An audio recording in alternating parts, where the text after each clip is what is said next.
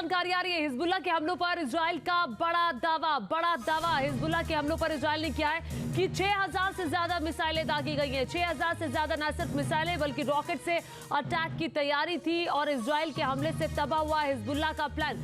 जो हिजबुल्लाह ने प्लान बनाया हुआ था फवाद शुक्र की हत्या का बदला लेने के लिए इजराइल पर बड़े हमले का, उसको हमने तबाह किया है। राहुल दबास जुड़ गए। राहुल, ये बताइए 6000 से ज्यादा मिसाइल और रॉकेट को हमला करने की तैयारी थी, लेकिन वो जो हमला था जो हिजबुल्लाह चाह रहा था उसको नाकाम कर दिया इजराइल ने, ऐसा बड़ा दावा।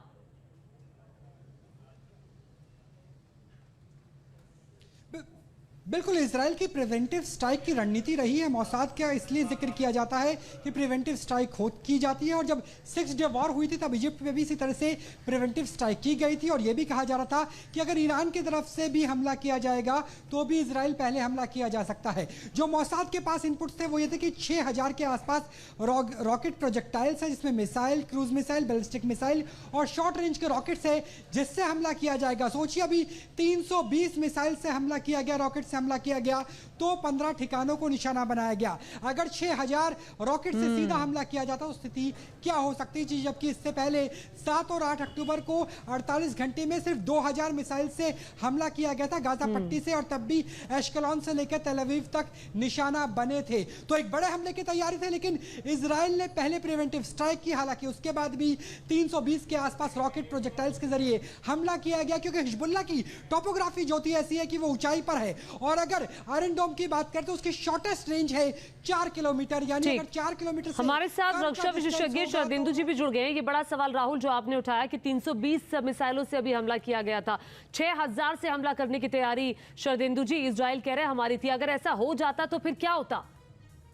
देखिए, इजराइल इस बात से पूरी तरीके से वाकिफ है कि हिजबुल्लाह का कभी भी इतने बड़े क्वांटिटी में, इतने बड़े तादाद में मिसाइल रॉकेट द्वारा हमला होना है, ये उनको इस चीज का अंदेशा था। जिस दिन से उन्होंने इस्माइल हानिया को असैसिनेट किया है ईरान ने, तब से वो इस संभावनाओं को जतला रहे थे और ये समय देखिए आ गया। हमेशा सारे लोग इस चीज को एक्सपेक्ट कर रहे थे कि हमला तो होगा, कब, किस क्वांटिटी और किस दिशा में होगा ये नहीं बताया जा सकता, लेकिन प्रॉक्सीज के थ्रू ये जो हमला हुआ है ये एक्सपेक्टेड था। इसमें इजराइल सरप्राइज नहीं हुआ होगा, उसने अपने आयरन डोम को एक्टिवेट कर रखा और जिस तरीके से भारी तादाद में एयर अटैक किए गए हैं नॉर्दर्न लेबनान पे, सदर्न लेबनान पे, तो वो भी एक देखने वाली बात है। तो इजराइल इसमें सरप्राइज नहीं हुआ, लेकिन नुकसान जरूर हुआ है। अगर वो 6000 मिसाइलें फायर कर देता तो तमाम तरीके के और नुकसान हो जाते, क्योंकि आयरन डोम पूरी तरीके से सैचुरेट हो जाता। उसके बाद पेट्रियट मिसाइल भी शरदेंदु जी, इस बीच एक और बड़ी जानकारी आ रही है हिजबुल्लाह पर इजराइल की कार्रवाई से जुड़ी। ये बड़ी खबर है। पीएम नेतन्याहू ने बुलाई कैबिनेट की बैठक।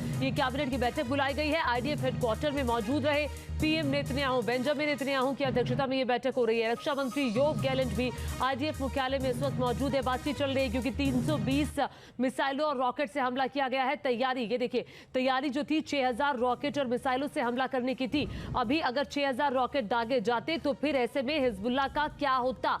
न्यूज नेशन अब व्हाट्सएप पर खबरों की ताजा अपडेट के लिए न्यूज नेशन के इस क्यूआर कोड को स्कैन करें।